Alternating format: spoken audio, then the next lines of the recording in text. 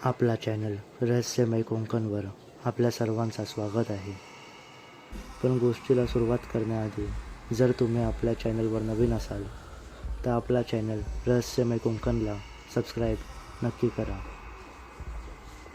हा अनुभव माझ्या मैत्रिणीचा असून तिच्यासोबत घडलेला एक भयानक अनुभव आहे. ही घटना आजपासून जवळपास 7 वर्षापूर्वीची आहे. माझी मैत्रीण राहायला मुंबईतल्या एका गव्हर्मेंट कॉलनीमध्ये होती. त्यावेळेला आम्ही दोघेही 10वीला असून पुढच्या काही हप्त्यामध्ये आमची बोर्डाची परीक्षा सुरू होणार होती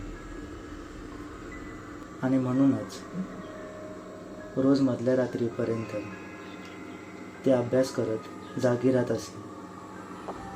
गव्हर्मेंट कॉलनी म्हटली की भले मोठे रूम आणि भरपूर मोकळी जागा.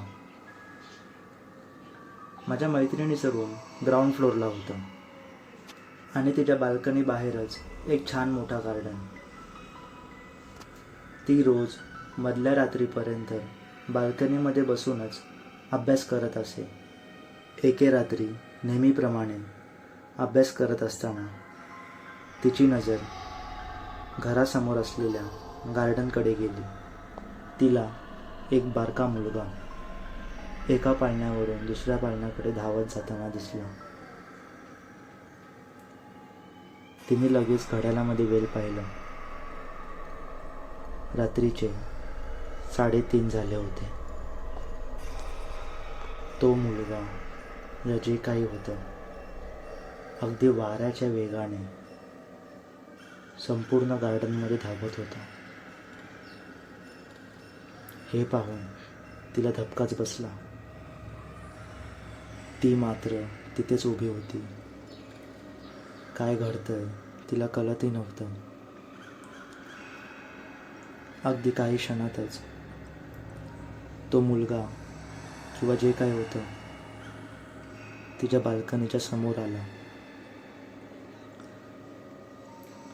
आता मात्र त्या दोघांमध्ये काही अंतर नव्हते. मधी होती ती फक्त बाल्कनीची विंडो.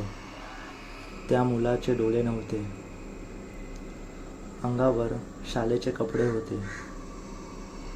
तो अगदी विचित्र हास्य देत तिला घराबाहेर बोलवत होता. त्या शैतानाने जणू तिला वशमध्येच केलं होतं. ते दरवाजा खोलून बाहेर जाणार तेवढ्यात तिच्या आईने तिचा हात धरला. ती लगेच शुद्धीत आली. बाल्कनीच्या बाहेर पाहिलं तर बाहेर कोणीच नव्हतं. घडलेला प्रसंग तिने तिच्या आईला सांगितला. तिच्या आईने तिची समजूत घालत तो विषय टाळला. पण त्यानंतर पुन्हा कधी तिला तसं काही जाणवलं नाही. ती राहायला आजही त्याच कॉलनीत आहे. पण आजही रात्रीची ते बाल्कनीत किंवा त्या गार्डनकडे जायला टाळते. जर तुम्हाला हा प्रसंग आवडला असेल तर आपला चॅनल रहस्यमय कोकणला लाईक, शेअर आणि सबस्क्राईब नक्की करा. धन्यवाद.